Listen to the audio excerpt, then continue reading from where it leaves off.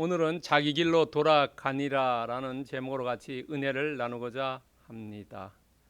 사무엘상 26장 13절에서 25절 말씀입니다. 우리는 어느 조직체에서나 반드시 그 조직을 이끌어가는 리더가 필요합니다. 그 리더는 리더십을 발휘하지요. 근데 이 리더십을 잘 발휘해야 되는데 그러지 못할 때도 있다는 겁니다. 그럼 리더십이 뭐냐 하는 겁니다. 리더십이요. 리더십은 사람마다 다르겠지만은 제가 생각하는 리더십은 긍휼함이 아니냐 하는 생각입니다. 지도자가 밑에 있는 사람들을 잘 돌보고 잘 이끌고 잘 위로해주고 격려해줘야 되는데 어떤 리더들은 밑에 사람을 착취의 도구로 생각하고 출세의 발판으로 생각해서 밑에 사람을 그냥 짓밟고 못살게 구는 리더도 있다는 거죠. 그런 사람은 긍휼함이 없다는 거죠. 긍휼함이라는 것은 어떤 거냐면 우리가 잘 아는 요한복음 3장 16절이요. 하나님이 우리를 사랑해서 예수님을 보내줬다는 거죠. 그 사랑함이 긍휼함이다 하는 거죠. 그렇다면 우리가 긍휼함을 알기가 좀 추상적인 것인데 그것을 조금 더 알기 쉽게 얘기하면 어떤 거냐 하면은 저는 모성애라고 생각해요. 긍휼함이 엄마가 자식을 생각하는 그런 마음이다 하는 거지요. 여러분요.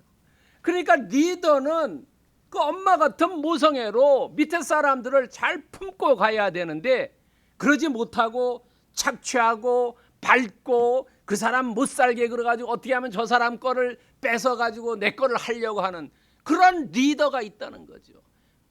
여러분 솔로몬 왕이 죽었을 때 그 아들 르호보암이 어땠어요? 장로들이 와가지고 이제 우리가 솔로몬이 너무 세금 많이 걷었으니까 세금 적게 해달라고 그렇게 했지요. 그런데 그 아들 르호보암이 뭐라고 했습니까? 야, 내 새끼손가락이 허리 같고 내 아버지는 멍에를 작게 했는데 더 크게 하고 내 아버지는 너희들을 채찍으로 때렸지만 나는 전갈에 채찍으로 때리겠다는. 그래서 르호보암이 어떻게 됐어요? 나라가 나눠졌지요.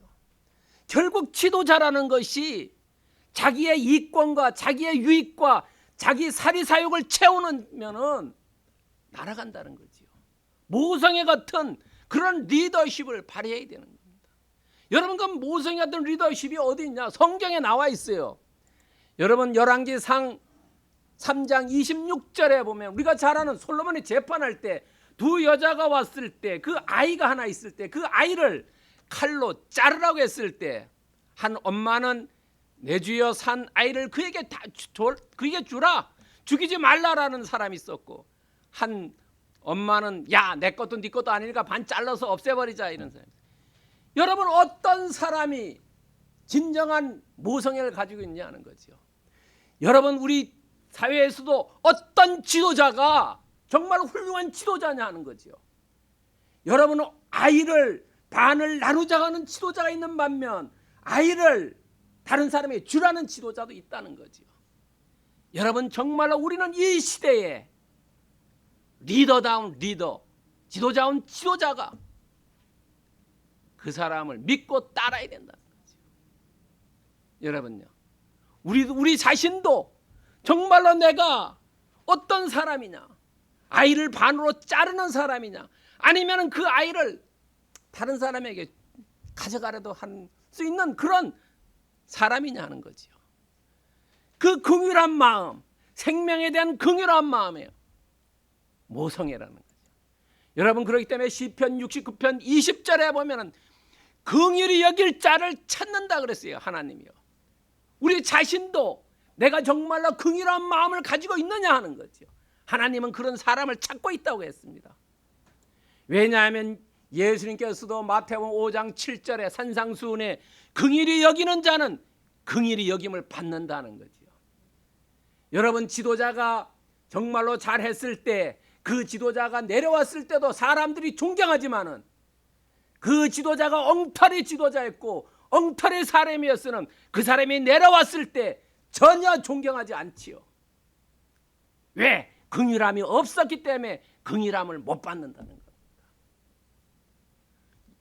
오늘 예배에 나온 모든 분들은 정말로 긍휼함을 가지고 어디에서나 어떤 일을 하더라도 긍휼함이 넘치는 삶을 사시기를 축원드립니다.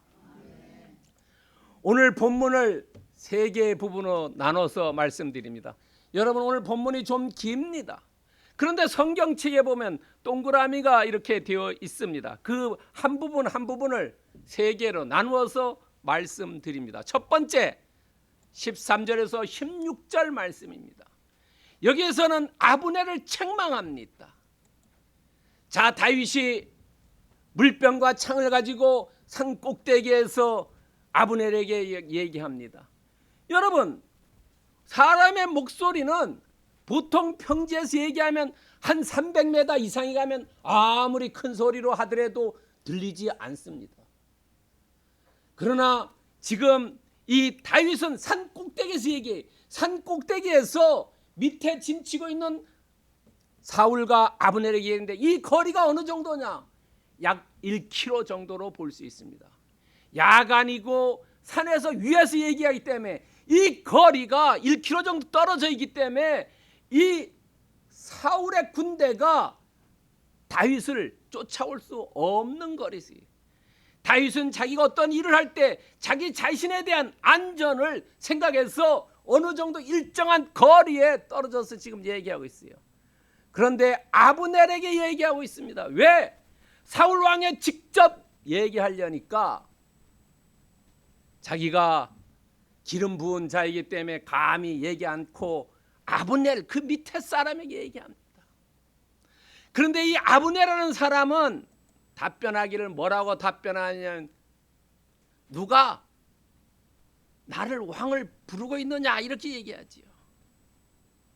왕을 부르는 너는 누구냐라고 했어요. 14절에서 얘기하죠.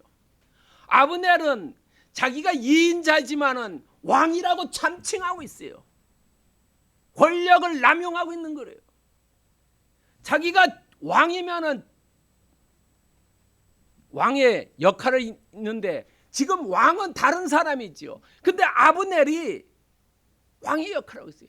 이 사람이 실제로 뒤에 가면은 사울이 죽은 다음에 왕의 역할을 하고 있습니다. 상왕 정치를 하고 있어요. 이 아브넬이라는 사람은 사울을 지키는 것보다가 자기가 그 권력을 왕의 권력을 누리는 것을 왕 노릇하는 것을 더 즐기고 있다는 거예요. 그래서 이 다윗이 아브넬에게 얘기합니다. 15절에 16절에서 야 너는 실패했다 경계에. 그렇기 때문에 너는 사형감이다.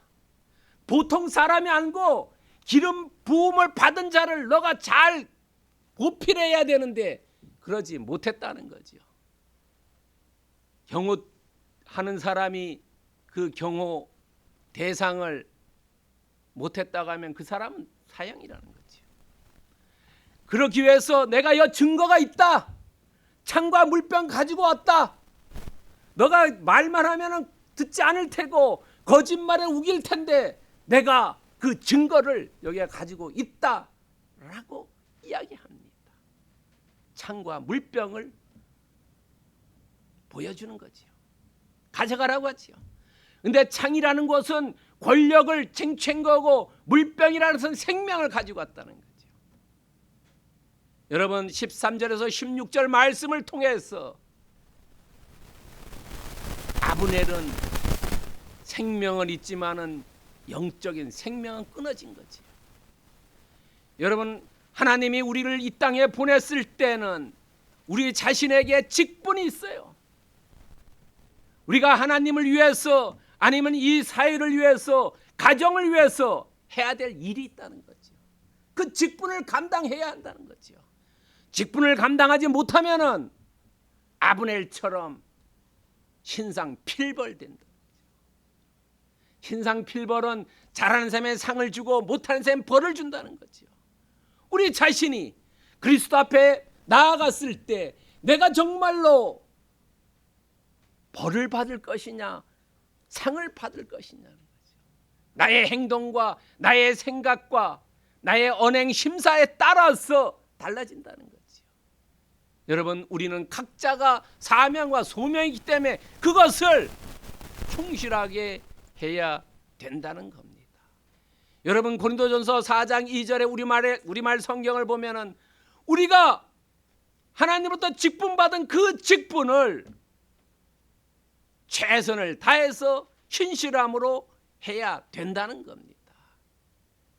여러분, 가정에서도 남편으로서, 아내로서의, 자녀로서, 부모로서의 일이 있고, 교회에서의 일이 있고, 직장에서의 일이 있고, 어디에서나 자기가 맡은 직분이 있고 그것을 신실하게 행해야 된다는 겁니다.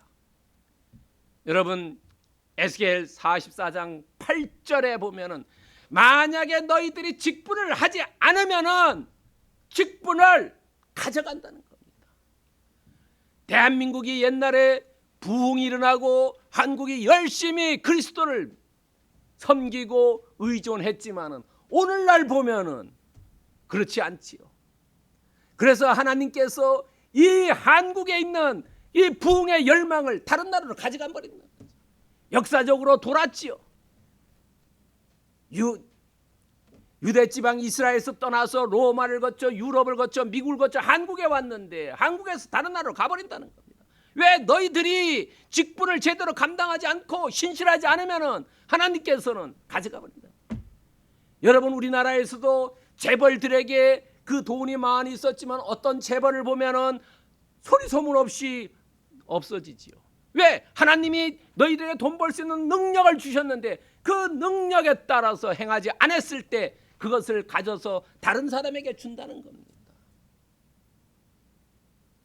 한국의 삼성전자가 잘 나가다가 오늘날은 어떻습니까? TSMC라는 대만에 있는 회사가 더 앞서가지요.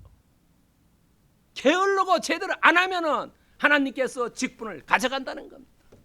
여러분, 우리 자신도 우리를 되돌아봤을 때 하나님께서 나에게 준 달란트, 이것을 잘 활용해서 하나님을 섬겼을 때는 더 큰 달란트를 받지만 그러지 못할 때는 한 달란트 가든처럼 밖에 내쳐서 울면서 일을 가는 그런 슬픈 상황이 우리에게도 온다는 겁니다. 오늘 예배에 나온 모든 분들은 직분을 잘 감당해서 하나님께 칭찬받는 모든 분들이 되시기를 축원드립니다. 두 번째는 사울의 설득입니다. 17절에서 20절의 말씀입니다. 자, 17절 보면 사울이 다윗에게 이야기합니다. 뭐라고 얘기하냐면 내 아들이라고 얘기합니다. 여러분, 사무엘상 24장 11절에도 보면은 이때는 사울이 내 아들이라고 다윗에게 얘기했을 때 다윗이 처음에는 내 아버지여라고 이야기했습니다. 그러나 지금은 그렇게 이야기하지 않고 뭐라고 이야기하냐면 내 주 왕이여라고 이야기합니다. 그 전에는 당신과 나와는 혈연의 관계, 어떤 인척의 관계였지만은 지금은 당신과 나는 비즈니스 관계다는 것을 여기서 이야기하고 있습니다. 전혀 다릅니다.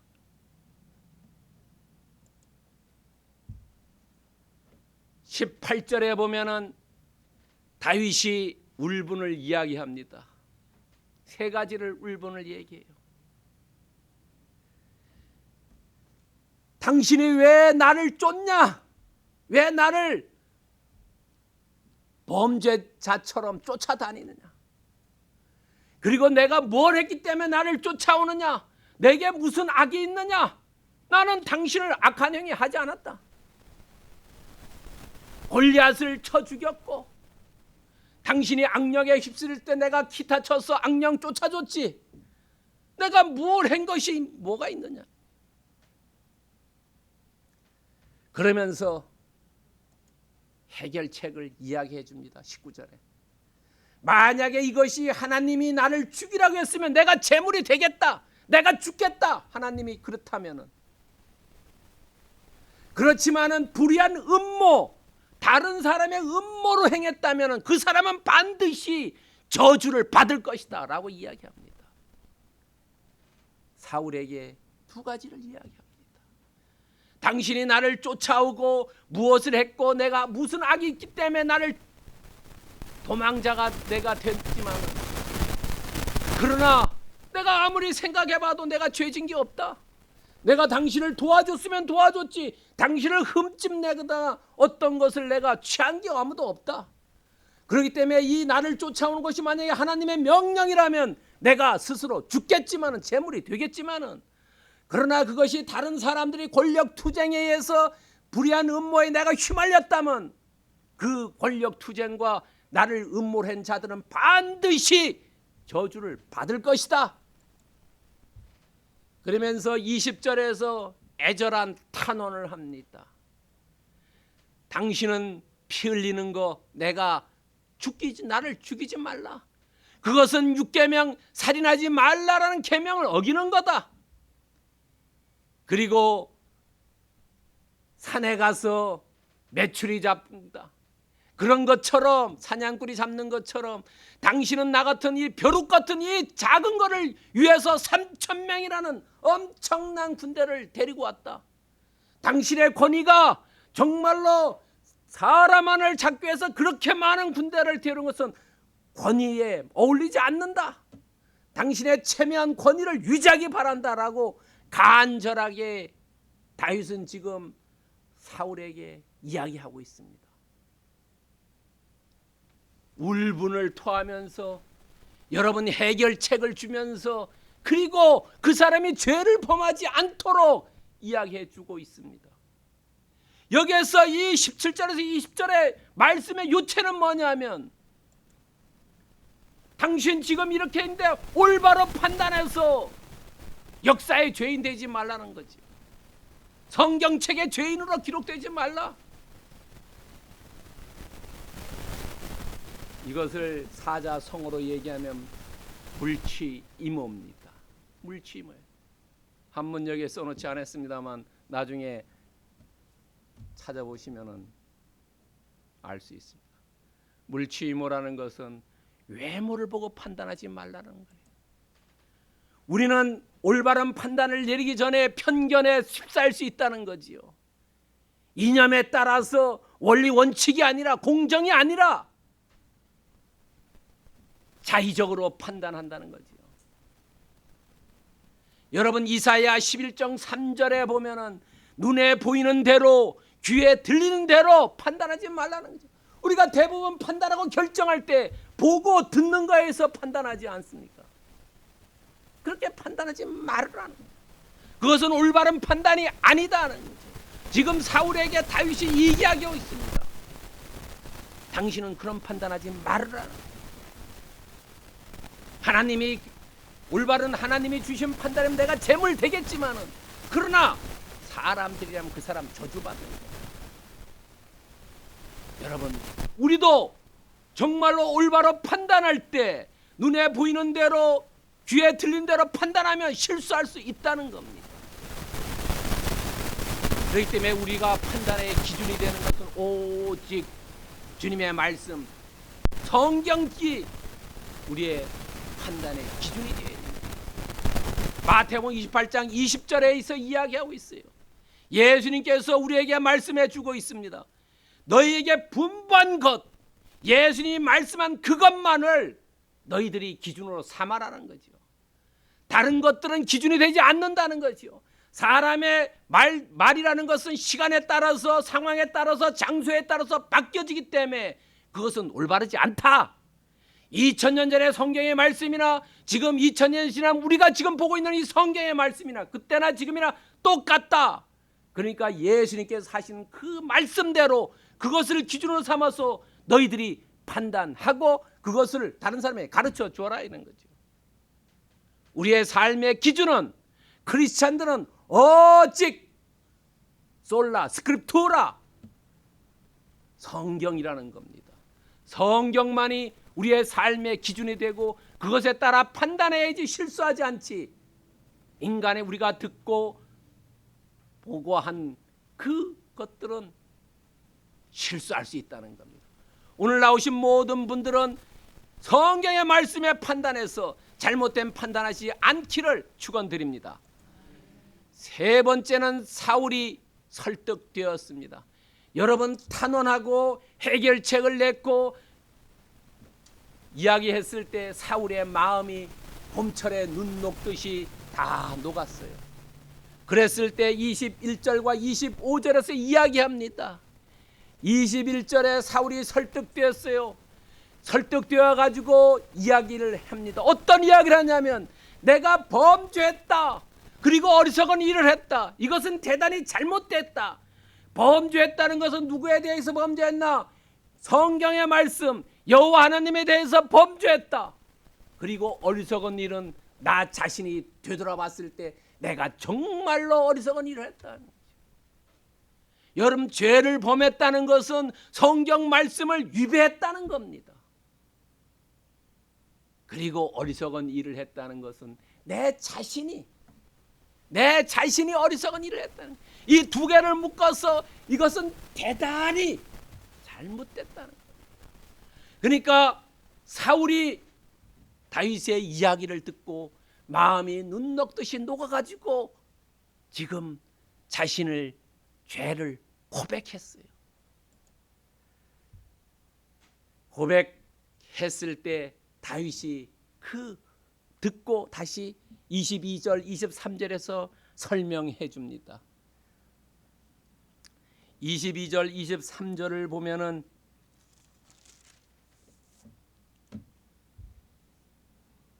내가 증거를 가지고 있다. 내가 당신을 죽일 수 있었지만은 죽이지 않았다. 물병과 창을 가지고 있다. 그리고 그 기회를 나는 포기했다. 당신이 여호와 하나님의 기름 부은 자이기 때문에 나는 포기했다. 우리는 이것을 통해서 다윗의 신앙을 알 수 있다는 거지. 다윗은 23절과 24절에 보면은 하나님은 반드시 공의와 신실로 갚는다. 하나님은 공짜가 없다. 너가 한 만큼 받고 너가 잘못하면은 벌을 받고 너가 잘하면 상을 받는다. 그것이 공의와 신실이다. 그리고 너는 택한 자이기 때문에 내가 너를 죽이지 않았다. 그리고 24절에 보면 역지사지다. 내가 너를 죽이지 않은 것은 하나님이 나를 당신이 쫓아오는 걸 보지만 나는 죽지 않는다는 거예요. 역지사지다. 당신의 편에 서서 내가 생각해 봤다는 거지. 우리가 책망할 때 내가 그 사람 편에 서서 그 사람의 입장이라면 과연 어떻게 할 것인가? 그것을 생각해 보자는 거지. 그랬을 때 이 이야기를 듣고 사울이 이제 고백을 넘어서 25절에 보면은 예언을 합니다. 어떤 예언하면 세 가지 예언을 해요. 너는 복받을 사람이다.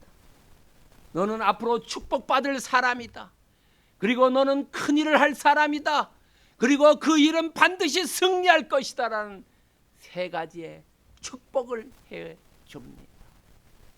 여러분, 여기서 우리가 알 수 있는 것은 이 다윗이라는 사람인 말씀을 통해서 사울을 설득했는데 이 사울이라는 사람은 지금 왕이고 그 밑에 부하가 3,000명이나 있어요.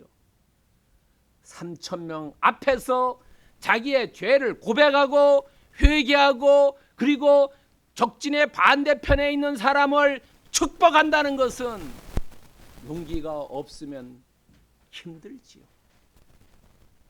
여러분요, 내가 잘못했다라고 실수를 인정하고 이거 보통 어려운 게 아닙니다. 1대1로 섰을 때도 그런데 그 많은 부하들이 있었을 때 자기의 체면을 내려놓고 자기의 왕위의 그 권위를 내려놓고 회개하고 고백한다는 것은 이것은 상당히 용기가 없으면 어렵습니다. 우리도 경험하지 않습니까? 한 사람이 만났을 때는 잘할 수 있어요. 그러나 대중들 앞에서의 자기의 죄를 고백한다는 것은 이거는 어렵다는 거지. 이 사울은 일사가고 내가 한번 죽으면 죽으리라는 그런 마음가짐으로 지금 다윗 앞에 고백하고 축복했습니다. 여러분, 누가복음 5장 8절에 보면 베드로가 금을 내려서 고기 잡은 후에 예수님에게 고백합니다. 나는 죄인이로소이다. 이것이 예수님과 베드로가 단둘이 만나서 고백한 게 아니라 베드로가 그 주위에 누가복음 5장 7절과 5장 9절에 보면 많은 사람들이 있었어요. 자기 친구들이. 그 앞에서 베드로만 나는 죄인이다라고 고백했어요. 이 베드로가 이렇게 용기 있었던 사람이라는 거죠. 그리고 또 용기 있었던 사람은 다윗도 밧세바를 범했을 때 나단 선지자에게 고백, 너 죄인이라고 지명 받았을 때, 그때 다윗이 왕이라는 그 왕권을 내려놓고 선지자 앞에서 내가 여호와께 범죄했다라고 고백했다는 겁니다. 용기가 아니면 할 수 없죠. 일개국의 왕이 과연 그 선지자 앞에서 내가 잘못했습니다라고 부복했을 겁니다. 이게 어렵다는 거지요. 이렇게 여호와께 죄를 범했다고 하는 일사각오의 용기를 가지고 나아갔다는 거지. 자, 그렇다면 오늘 본문에서 메시지는 뭐냐는 거예요. 세 개의 이렇게 대지로 나누어서 말씀드렸는데, 자기 길로 돌아갔느니라. 마지막에 오늘 보면 25절 마지막에 보면은 사울은 사울의 길로, 다윗은 다윗의 길로 갔다는 겁니다. 이 사람들이 왜 각자 갔냐는 거죠. 여러분, 부부싸움하고 각자 방에 가서 자면은 이 사람들은 화해가 이루어지지 않았다는 겁니다. 무심분립이래요. 친이 없으면은 이루어지지 않는다는 겁니다. 각자 다윗도 사울도 각자 불신이 있었다는 겁니다. 사울도 다윗의 의견에는 동조했지만은 사울은 다윗이 왕권 찬탈에 대한 두려움이 있었고, 다윗은 사울에 대해서 자기도 죽을 수 있다는 불신이 있었기 때문에 이 사람들은 같은 길로 가지 않았다는 겁니다. 다른 길로 갔다는 겁니다. 만약에 이 두 사람이 진정으로 화해했으면 같은 길로 갔을 겁니다. 왜냐하면 메시지 중에, 우리는 사울이 메시지 중에 중요한 것을 발견할 수 있어요. 사울은 다윗을 축복했지만 거기에 축복의 말씀 중에 예수 그리스도 여호와 하나님이 빠져 있다는 겁니다. 다윗은 여호와 하나님을 경외한 자지만 사울은 여호와 하나님을 경외하지 않았다는 겁니다. 이것이 차이가 있어요. 하나님을 신뢰하는 사람은 사람을 신뢰하지만 하나님을 신뢰하지 않는 사람은 사람을 신뢰하지 않는다는 겁니다. 그래서 오늘 본문의 메시지는 하나님을 신뢰하는 것이 우선이다. 하나님을 신뢰하는 자는 사람을 신뢰하지만 하나님을 신뢰하지 않는 자는 사람을 신뢰하지 않고 권력이나 돈을 신뢰한다는 겁니다. 여러분, 시편 118편 8절과 9절에 나옵니다. 현대인 성경 보면 여호와를 신뢰하는 것이 사람을 의지하는 것보다 낫고 여호와를 신뢰하는 것이 권세 있는 자를 의지하는 것보다 낫다. 오직 여호와 하나님을 의지해야지. 그 밖의 것들을 의지하면 안 된다. 밖의 것들은 변한다. 지금 사울은 여호와 하나님에 대해서 의지하지 않았다는 겁니다. 다윗은 여호와 하나님을 의지했다는 겁니다.